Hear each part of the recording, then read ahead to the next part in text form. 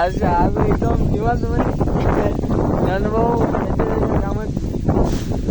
चालेल. काय म्हणतो रे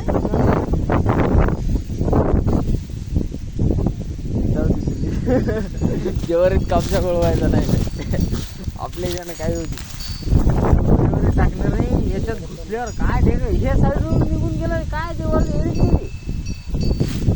बरे टाक मस्त बस आणि झालं मस्त मजा येते गाडी घेऊन फिराय कुठं जाता येते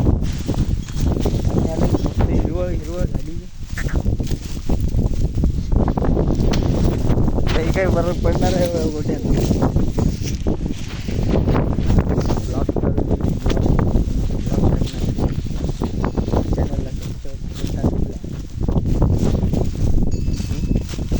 ऑफिशियल चॅनल